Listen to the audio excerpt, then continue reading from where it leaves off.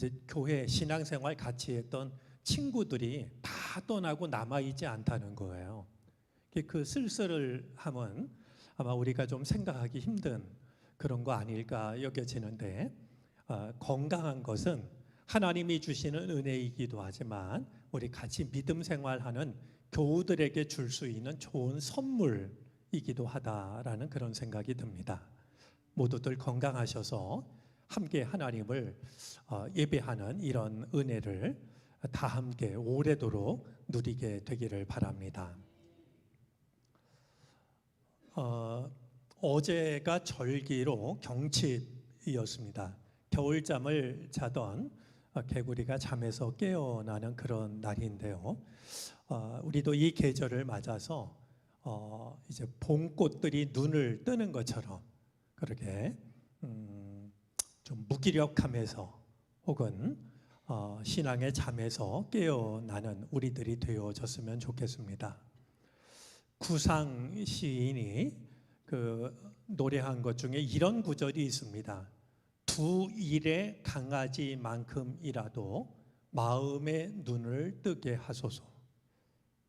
세상에 태어난 강아지가 두 일에쯤 되면 눈을 뜨기 시작하는데요. 그 세상에 얼마나 눈부신지 겨우 눈을 뜹니다. 그런데 시인은 그 모습을 보면서 두 일의 강아지만큼이라도 마음의 눈을 뜨게 해달라고, 저 오히려 활짝 뜨게 해달라 이런 기도보다도 두 일에 지난 강아지만큼이라도 눈을 뜨게 해달라라는 기도가 더욱더 진솔하게 와 닿습니다. 우리 이런 계절을 보내면서 그 구상 시인의 그 기도를 우리도 같은 마음으로 드릴 수 있다면 좋겠다 여겨집니다. 우리 지난번에 이 수요 예배에 참석하셨던 한 교우께서 우리 좀 많은 교우들이 나와서 말씀을 들으면 좋을 텐데요, 이렇게 이제 이야기를 하시는 걸 들었습니다. 생텍스베리라는 어린 왕자를 쓴 그 작가가 이런 말을 합니다. 어렵게 준비된 잔치일수록 아름답다. 그러니까 모든 것이 넉넉해서 하는 잔치보다도 어렵게 준비된 잔치가 더 아름답다, 이런 말을 했습니다.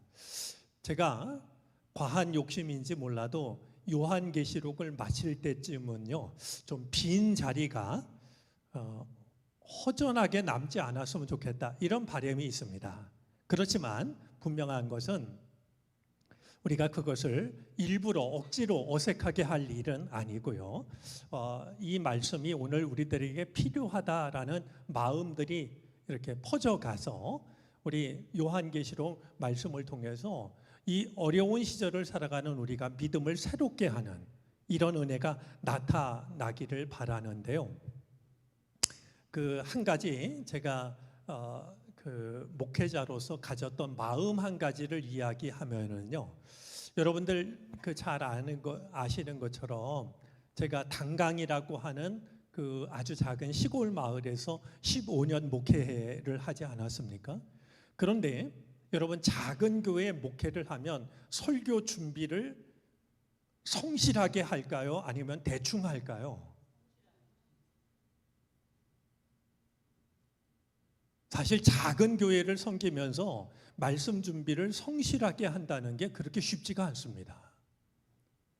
이렇게 열심히 준비를 해야 말씀을 들을 사람이 많지 않다는 현실 앞에서요, 마음이 약해지거나 흔들리는 것이 인간의 마음입니다.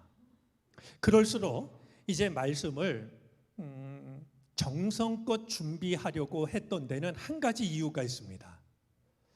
이제 농촌 목회를 하다 보면 생각하지 못한 누군가가 먼 길을 찾아와서 혹은 지나가는 길에 들러서 예배를 같이 드릴 때가 있습니다.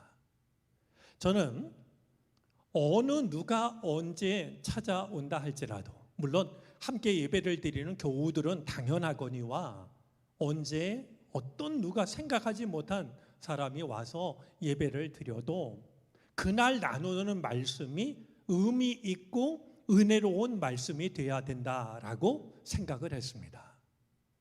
예를 들면 누가 여행 중에 이렇게 허름한 작은 식당에 들어갔는데 정성스럽게 차린 맛있는 음식을 먹게 되면 얼마나 그게 즐거운 일이겠습니까? 그러니까 내가 섬기는 교회가 이제 작은 시골 교회지만 언제 어느 때 누가 와서 예배를 드려도 마치 작은 식당에 들어갔다가 생각하지 못한 정성스러운 음식을 대하는 것처럼 하나님의 말씀을 대하는 그런 기쁨을 누렸으면 좋겠다. 이런 마음을 가지고 있었습니다. 우리 수요일 요한계시록 말씀을 나누고 있는데요. 우리 숫자에 연연하지 않고 바라기는 요한계시록 마실 때쯤 우리 제단이 그래도 빈자리 없이 이렇게 말씀을 사모하는 이들이 모였으면 하는 이런 희망을 갖지만 거기에 얽매이지 않고 말씀을 나누는 우리 모두가 정말 우리한테 꼭 필요한 말씀을 우리가 나누고 있다. 이런 마음으로 모여서 말씀에 귀를 기울이는 그런 시간이 되어질 수 있으면 참 좋겠다라는 생각을 갖습니다. 그런 마음으로 우리가 오늘도 말씀을 나누도록 하겠습니다. 자, 우리 7 교회에 보내는 편지를 하나씩 살피고 있는데요. 첫 번째 교회가 에베소 교회였었고 두 번째 교회가 서모나 교회였습니다. 이제 세 번째 교회는 버가모 교회입니다. 이 버가모는 두 번째 교회인 서모나에서 북쪽으로 약 80km 떨어진 곳에 자리 잡고 있었습니다. 해발 300m 이상의 고지대에 해당이 됐는데요. 이 버가모는 황제 숭배의 중심지였습니다. 로마 황제를 숭배하는 중심지였었고 또한 장서 20만 권이 넘는 도서관이 있는 곳이기도 했습니다. 교육의 중심지였습니다. 자, 이런 버가모에 세워진 교회에 편지를 보내고 있는데요. 이제 이 편지를 보내면서 예수님을 이제 어떻게 얘기하고 있을까 궁금해집니다. 12절인데요. 날카로운 양날 칼을 가지신 분이 이렇게 말씀하신다. 자, 주님을 뭐라고 설명하고 있냐면 날카로운 양날 칼을 가지신 분. 여러분, 이 주님에 대한 소개는 그 교회가 가지고 있는 문제와 연관이 있다라고 말씀을 드렸습니다. 주님은 우리에게 어떤 문제가 있는지 어떤 한계가 있는지를 아시고서 그 문제를 해결하시는 모습으로 찾아오시는데 버가모 교회를 이제 향한 주님의 모습은 날카로운 양날 칼을 가지신 분입니다. 이 말은 무엇을 떠올리게 하냐면 이 버가모 교회가 어떤 게 진리인지 거짓인지 분간하기 어려운 상태에 놓여 있었다라고 하는 것을 떠올리게 합니다. 그래서 주님이 날카로운 양날 칼을 가지고서 어떤 것이 옳은 것인지 어떤 것이 그른 것인지를 분간하시겠다. 자, 이런 의미로 주님은 날카로운 양날 칼을 가지신 분으로 묘사가 되는데요. 여러분들 1장 16절 말씀을 한번 보시겠습니까?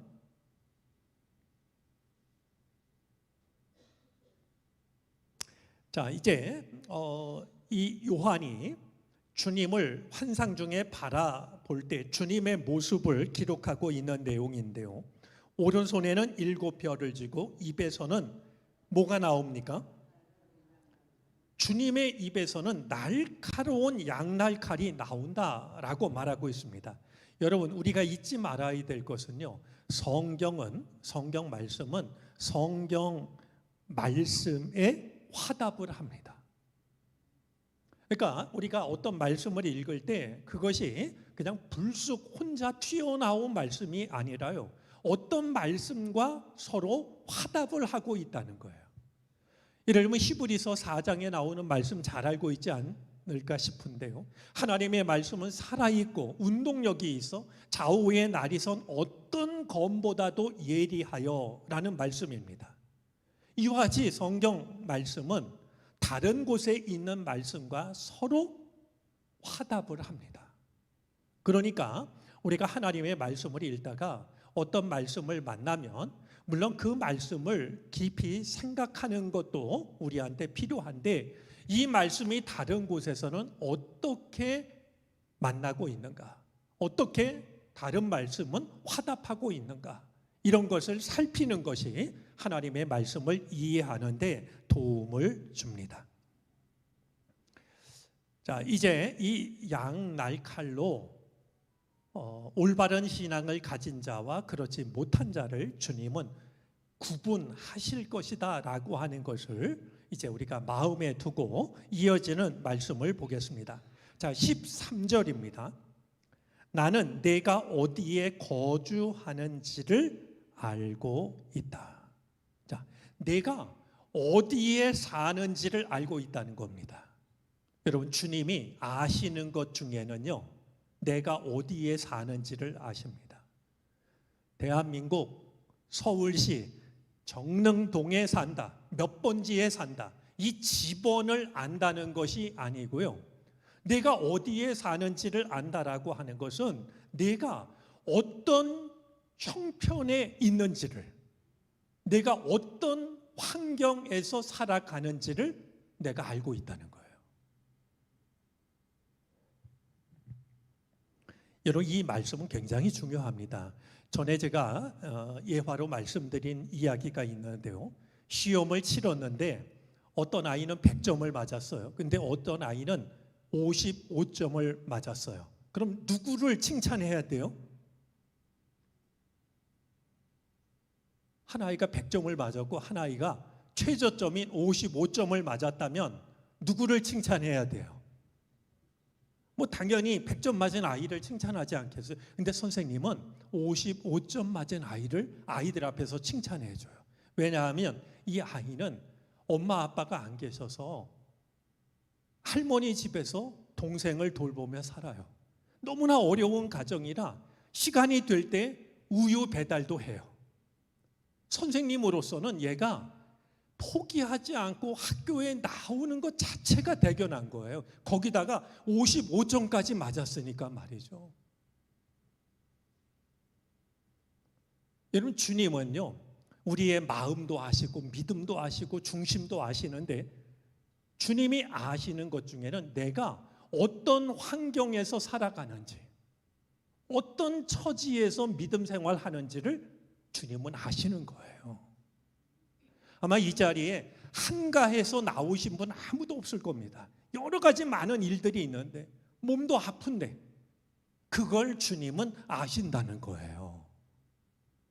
그러니까 아유, 내가 이렇게 교회 나와도 누가 내 마음을 알까, 그렇게 생각하지 마시고요, 주님은 나의 형편과 사정을, 내가 어디에 사는지, 어떤 환경에 놓여 있는지 주님은 아신다. 이런 마음을 가지고 나를 아시는 주님을 이제 만나기 위해서, 주님께 예배하기 위해서 예배의 자리를 찾는 그런 믿음의 소유자가 되어지시기를 바랍니다. 여러분, 이 버가모에서 그리스도인으로 살아가는 것은 여간 어려운 일이 아니었습니다. 이어지는 말씀을 보니까요, 그곳은 무엇이 있는 곳이다? 사탄의 왕좌가 있는 곳이다 그랬습니다. 여러분, 버가모가 황제 숭배의 중심지라고 그랬는데요, 그리고 300m 이상의 고지대라고 그러지 않았습니까? 그런데 버가모에서 가장 높은 곳에는요, 황제의 신전이 세워져 있었어요. 여러분, 이거 좀 숨 막히는 일이 아닐까, 믿는 자로서 볼 때는요. 네? 우리 도시에서 제일 높은 곳에, 예를 들면 브라질에 가면 예수 상이 이렇게 서 있는, 우리가 잘 알고 있는 그 모습이 있지 않습니까? 그런데 그렇게 제일 높은 곳에 황제를 신으로 섬기는 신전이 서 있다라고 하면 그 도시에 사는 그리스도인들의 마음이 편할 수는 없었을 겁니다. 이미 기원전 29년에 아우구스투스 황제를 섬기기 위한 큰 신전이 세워졌던 그런 도시였었고, 잡다한 이제 이방 신들을 아울러 섬기고 있는 그런 곳이었습니다. 그렇기 때문에 주님께서 나는 내가 어떤 환경 속에서 사는지, 어떤 여건 속에서 나를 믿는지를 잘 안다. 아마 이 말씀은 우리에게 이런 걸 겁니다. 내가 시집을 왔더니 시댁이 말이죠, 오래된 우상을 섬기는 집안이에요. 그러면 교회 나오기가 얼마나 어렵겠어요. 시댁 어른들 눈치를 보고 교회에 나올 때마다 그냥 나와서 앉아 있기만 해도 눈물이 쏟아지는 거 아니겠습니까? 그럼 주님께서 내가 너를 안다. 내가 어디에 사는지, 어떤 형편에 예배하러 왔는지 내가 잘 안다. 이렇게 말씀을 하고 있는 것과 다를 게 없습니다. 자, 이어지는 말씀입니다. 그렇지만 사탄의 왕자가 있는 곳이지만 너는 내 이름을 굳게 붙잡고 또 내 신실한 증인인 안디바가 너희 곁 곧 사탄이 살고 있는 그곳에서 죽임을 당할 때에도, 여러분 우리 한번 이 이름을 같이 한번 불러보도록 하겠습니다. 안디바. 여러분 이 이름이 참 복된 이름입니다. 왜냐하면 이 요한계시록에 쓰여지던 당시에 수많은 순교자들이 생기게 됐는데요, 요한계시록에 기록된 유일한 순교자의 이름입니다. 아마 7 교회는 이 순교자를 잘 알고 있었을 거라고 여겨집니다. 이 이름이 2000년이 지난 오늘에 이르기까지 믿음을 지키다가 주님의 이름을 끝까지 붙잡다가 순교를 당한 이름으로 기억이 되고 있으니 얼마나 복된 일이겠습니까? 부디 우리들의 이름이 부끄러운 이름이 되지 않기를 바라고요. 오래도록 정말 나의 이름을 누군가가 떠올릴 때마다 맞아, 그분은 주님의 이름을 끝까지 붙잡은 사람이었지, 우리에게 정말로 귀한 믿음을 물려주신 분이지, 안디바처럼 말이죠. 우리들의 이름을 누군가가 그렇게 기억할 수 있는 소중한 사람들, 소중한 이름이 되어지시기를 바랍니다. 자, 안디바에 관한 말씀 중에요, 그는 죽임을 당할 때에도 나를 믿는 믿음을 저버리지 않았다. 이 안디바를 두고서 뭐라고 말하고 있냐면 신실한 증인이라고 말합니다. 다시 한번 떠올릴까요?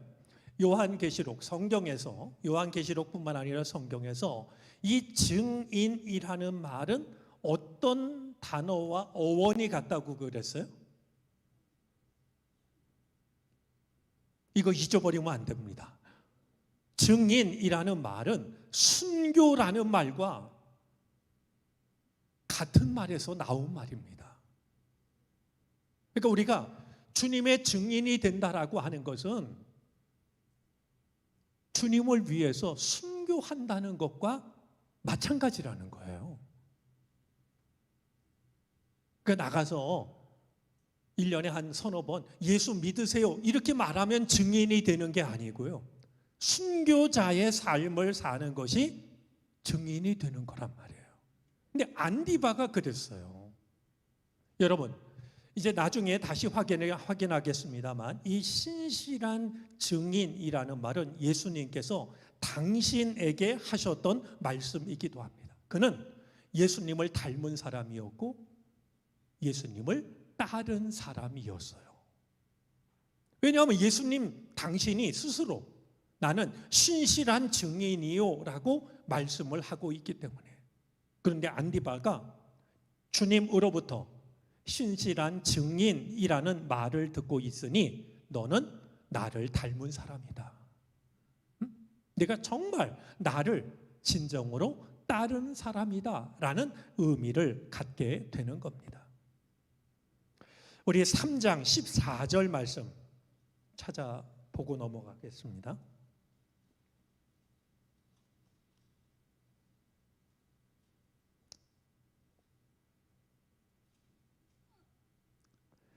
자, 라오디게아 교회에 보내는 편지에서 주님이 뭐라고 말씀하시냐면 아멘이신 분이시요 신실하시고 참되신 증인이시요 이렇게 말씀하지 않습니까?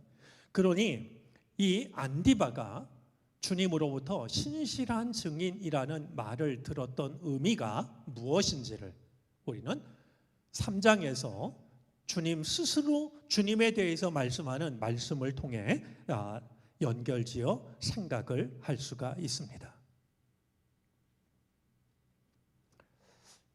여러분, 어려운 환경 중에서도 끝까지 믿음을 지킬 수 있었던 이유가 어디에 있냐 하면 바로 주님의 이름을 굳게 붙잡는 데 있습니다. 네?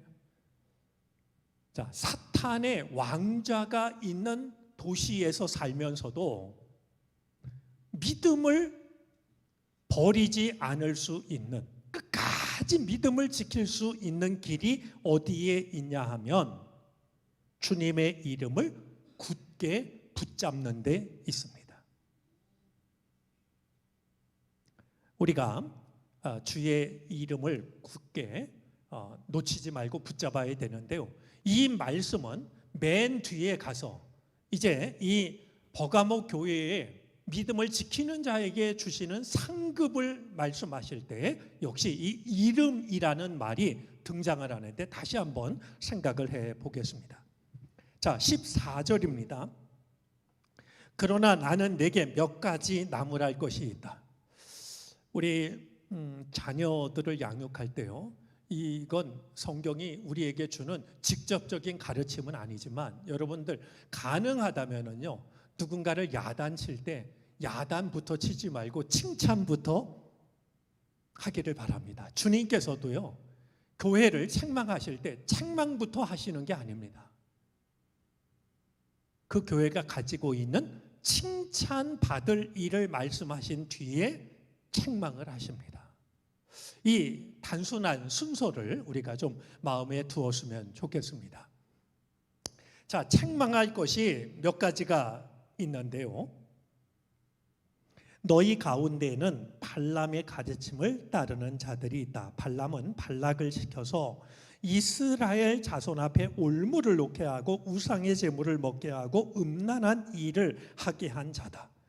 15절입니다. 이와 같이 내게도 니골라 당의 가르침을 따르는 자들이 있다. 발람, 발락에 대해서 이제 말씀을 하는데 먼저 2장 6절을 한번 보도록 하겠습니다. 자, 에베소 교회가요 칭찬을 받았던 것 중에 너는 니골라 당이 하는 일을 미워한다라는 것이 있었습니다. 그런데 거꾸로 버가모 교회에서는요 니골라 당의 가르침을 따르는 자들이 있는 거예요. 자, 에베소 교회는 니골라 당의 행위를 미워해서 칭찬을 받았는데 버가모 교회는 이 니골라 당의 가르침을 따름으로 책망을 받고 있는 서로 대조적인 모습을 우리는 확인할 수가 있습니다. 여러분, 교회가 칭찬을 받고 책망을 받는 것 중에는요, 잘못된 가르침을 따라가면 책망을 받고, 잘못된 가르침을 미워하며 따르지 않으면 칭찬을 받게 되는 겁니다. 이 또한 교회가 지켜야 될 아주 중요한 믿음의 모습이 되는 것이죠. 자, 그러면 이 발람의 가르침, 니골라 당, 이것은 무엇을 말씀하고 있는 것일까요? 여러분, 발락 어디에 나오냐면 민수기 22장으로부터 25장까지에 나오는데요. 혹시 말씀을 조금 더 깊이 있게 생각하고 싶은 분들은 댁에 가셔서 민수기 22장으로부터 25장까지를 꼭 읽어 보시기를 바랍니다. 이름이 비슷해서 늘 헷갈리는데요. 모압 왕이었던 발락이, 왕의 이름은 발락입니다. 그가 이스라엘을 저주하기 위해서 예언자 발람을 불러옵니다.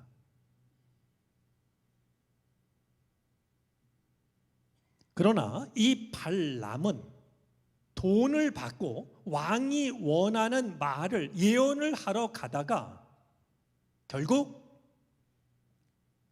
주님의 사자가 칼을 빼들고 있는 모습을 본 발람이 탔던 나귀가 그 여호와의 사자를 피함으로 인하여서 이 발람이 이것이 하나님이 원하시지 않는 일이라고 하는 것을 깨닫게 되는, 그래서 저주를 하려고 거듭 찾아가지만 나중에는 저주 대신 오히려 축복을 말할 수밖에 없었던 이런 일들이 바로 민수기에 기록된 내용들입니다.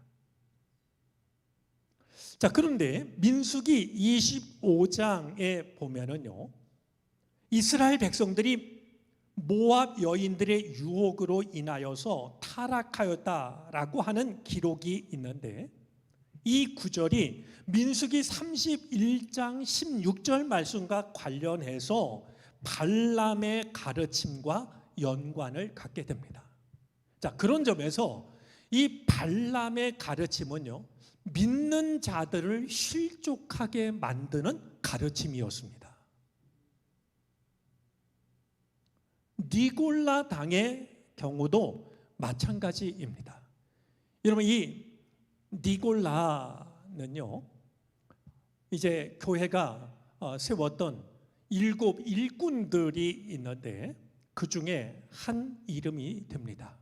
그러나 그도 본래의 믿음을 잃어버림으로 인하여서 이제 현실과 타협하게 만드는 이런 영향을 끼치는 사람이 되고 마는데요. 그런 점에서 우리 계시록에 나오는 발람의 가르침이나 니골라 당, 이런 얘기가 나오면 두 가지를 떠올려야 됩니다. 다시 14절을 보겠습니다.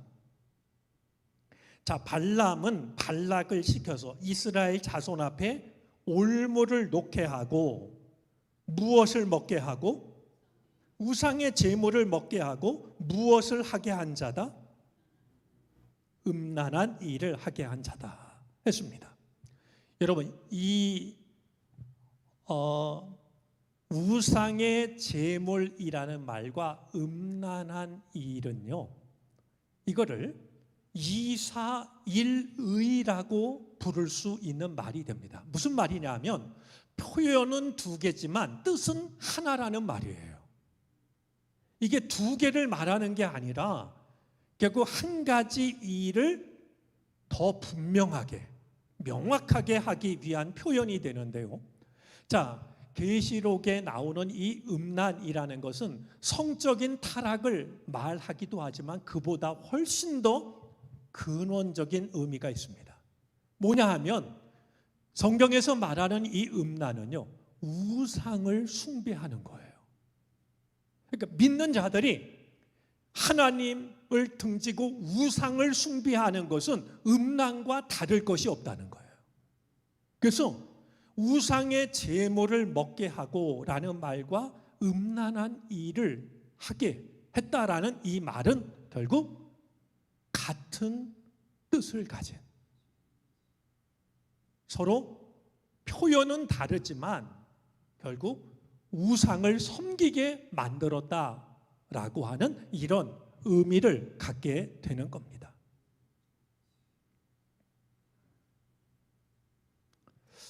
버가모 교회는 발람의 추종자들을요, 그러니까 우상을 섬기고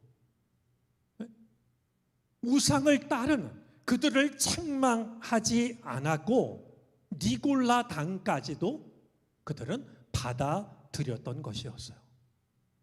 우리가 한 가지 비교해서 생각해 봐야 될 게 있습니다. 에베소 교회는 진리를 지키다가 사랑을 잃어버린 교회입니다. 그런데 버가모 교회는 현실과 타협하다가 진리를 잃어버린 교회입니다.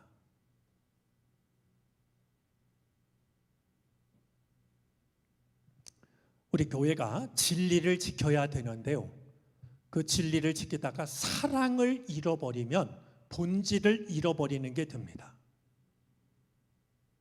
또한 버가모 교회는 현실과 타협하다가 진리를 잃어버리면 그것은 진정한 교회일 수 없다라고 하는 것을 보여주고 있는 겁니다.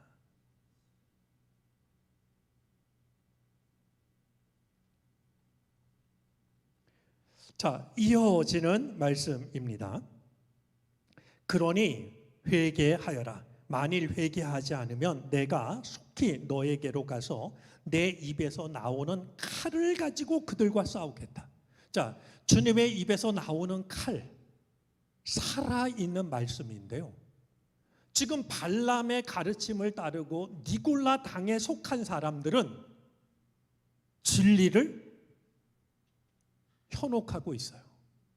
어떤 게 참인지 어떤 게 거짓인지 혼란에 빠뜨리고 있어요. 그런데 주님께서는 버가모 교회를 향해서 회개하라고,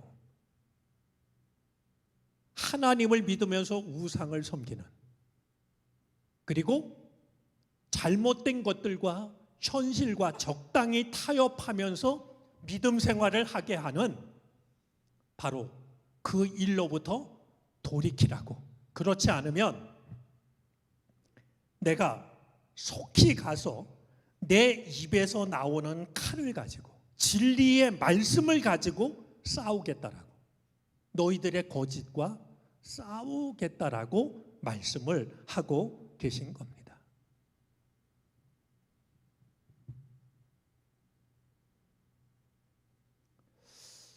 잘못된 가르침, 그것을 이길 수 있는 것은 하나님의 살아계신 말씀입니다. 여러분, 우리도 제가 이제 오늘 말씀을 마치면서 말씀을 드리겠습니다만, 우리들의 신앙을 방해하는 것 중에는요, 그럴듯한 타협이라는 게 있어요. 현실과 타협하는 거. 우리도 늘 이 버가모 교회가 당했던 것처럼 이 타협이라고 하는 것이 우리들의 신앙을 무너뜨리려고 하는데요, 이것을 이길 수 있는 무기가 있다라고 하면 바로 살아계신 말씀이라고 하는 거예요. 그것을 오늘 주님께서는 일러주고 계신 것이죠. 자, 귀가 있는 사람은 17절입니다. 성령이 교회들에게 하시는 말씀을 들어라. 교회마다 반복되는 주님의 말씀입니다. 이기는 사람에게는 내가 감추어둔 만나를 주겠고 흰 돌도 주겠다. 그 돌에는 새 이름이 적혀 있는데 그 돌을 받는 사람밖에는 아무도 그것을 알지 못한다. 자, 이기는 사람, 끝까지 믿음을 지키는 사람에게 주님은 세 가지를 주시겠다라고 약속하십니다. 여러분, 부디 우리 세상도 버가모처럼 믿음을 지키기가 참 어려운 여건이지만 끝까지 믿음을 지키셔서 버가모 교회에 약속하셨던 이 세 가지 약속을 우리 모두도 꼭 받을 수 있게 되기를 바랍니다. 자, 첫 번째는 뭘 주시겠다라고 말하면 감추었던 만나를 주겠다라고 말씀하십니다. 여러분, 끝까지 이기는 자, 믿음을 지키는 자에게는 감추었던 만나를 주신다. 자, 이것은 우상에게 바쳐진 제물과 비교가 되는 건데요. 타협한 사람들은 우상에게 바쳐진 제물을 먹어요. 내가 타협한 결과를 취해요. 그런데요, 끝까지 믿음을 지킨 자들은 그런 이들이 알지 못하는 숨겨진 만나를 먹게 됩니다. 어느 것이 더 소중할까? 어느 것이 더 값질까? 내가 적당히 현실과 타협해서 우상에게 바쳐진 제물을 배불리 먹는 것과 끝까지 믿음을 지키면서 감추었던, 주님께서 주시는 감추었던 만나, 여기서 이 만나라고 하는 것은 생명 양식을 말하고 있는데요, 감추었던 만나를 먹게 된다라고 하는 것은 세상에서 얻을 수 없는 지극한 만족을 나타내고 있습니다.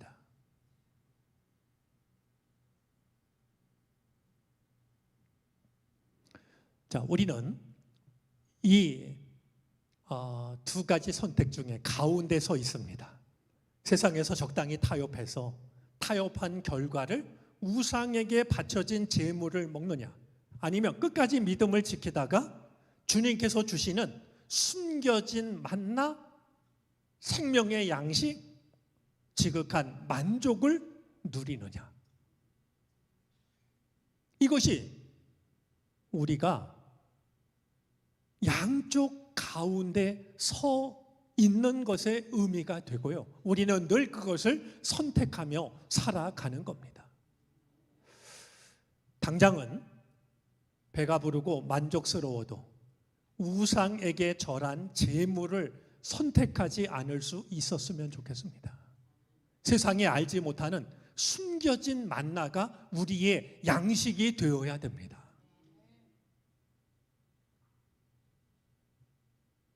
자, 두 번째는 흰 돌을 주겠다 하십니다. 여러분, 흰 돌은 무슨 의미일까요? 이런 시간이 벌써 많이 갔네요. 흰 돌은요, 진정한 자유입니다. 진정한 평화입니다. 왜냐하면요, 법정에서요, 배심원들, 그러니까 판사 대신 이제 배심원들이 판결할 때가 있지 않습니까? 더 객관적으로 판결을 하기 위해서. 그러면 이제 이 배심원들이요, 얘기를 쭉 들어요. 이제 재판을 받는 사람, 검사 측, 변호사 측 얘기를 다 들은 다음에 나는 이 사람이 유죄라고 생각합니다, 나는 이 사람이 무죄라고 생각합니다, 이 역할을 하는 사람들이 배심원이잖아요. 그런데 그 당시에요, 이 배심원들이 재판하는 모든 과정을 다 본 다음에 이 사람이 나는 유죄라고 여기는 사람은요, 이 상자에다가 뭘 넣냐면 검정돌을 넣었어요. 까만 돌. 그런데 나는 이 사람이 무죄, 죄가 없다고 생각합니다 라는 사람은 이 상자에다가요, 항아리에다가 흰 돌을 넣는 거예요. 예를 들면 여러분들 바둑 돌을 봐도 까만 돌이 있고 하얀 돌이 있잖아요. 이 사람을 나는 죄를 졌다고 생각합니다 그런 사람은 까만 돌을 항아리에다 넣는 거고요, 나는 이 사람 무죄라고 생각합니다 그런 사람은 흰 돌을 넣는 거예요. 그러면 주님께서 이기는 자에게 어떤 돌을 주세요? 흰 돌을 준다라고 하는 이것은 내가 의롭다, 내가 옳다. 버가모에서 신앙생활하는 것은 굉장히 힘든 일이지만 너의 선택이 옳은 선택이다. 주님께서 우리를 죄인으로 구속하는 게 아니라 완전한 자유, 완전한 평안을 주신다라고 말씀을 하고 있는 겁니다. 자, 마지막 새 이름을 주시는데요. 여러분, 이 성경에 보면요, 우리 성경에 나오는 어떤 사람이 그의 존재가 달라지게 될 때 그 존재가 달라지는 걸 어떻게 표현하냐면 이름이 바뀌는 것으로 표현이 됩니다. 이름이라고 하는 것은 그의 존재, 그의 정체성을 나타내기 때문입니다. 그런 점에서 새로운 이름을 주신다라고 하는 이것은 너희가 버가모에 살고 있지만 하나님께서 인정하시는 새로운 존재가 되게 하겠다라고 말씀을 하시는 겁니다. 세상에 속한 사람이 아니라 하나님께 속한 사람이 되게 하겠다라고 말씀을 하시는 것이죠. 자, 버가모 교회의 가장 큰 문제는 타협이라고 말씀을 드렸습니다. 타협은요, 서로 조정을 해서 합의점에 이르는 긍정적인 면도 있지만 결국 야합이라고 하는 타락을 가져온다는 점에서는 이 타협이 부정적인 의미도 가지고 있는데요. 버가모 교회는 세상이 이러니까 현실을 따라야지. 그래서 발람의 가르침도 따라가기도 했고 니골라당의 가르침도 받아들였고 결국 이것이 주님으로부터 책망을 받았던 이유가 된 것이었어요. 이제 우리가 끝까지 이기는 사람이 되어서 주님으로부터 세 가지 약속, 자, 한번 확인해 볼까요? 첫 번째, 그냥 만나가 아니고 감추어졌던, 숨겨졌던 세상 사람들이 알지 못하는 생명의 양식을 주신다 그랬고, 두 번째는 흰돌, 내가 옳다, 주님이 인정해 주시는 말이죠. 자, 세 번째, 새 이름. 이제 세상에 속한 그런 이름이 아니라 하나님께 속한 사람이 되게 하시는 이런 것을 상으로 주시겠다 말씀하시고 있으니 끝까지 주의 이름을 붙들어서 끝까지 믿음을 지킬 수 있는 우리들이 되어지기를 바랍니다.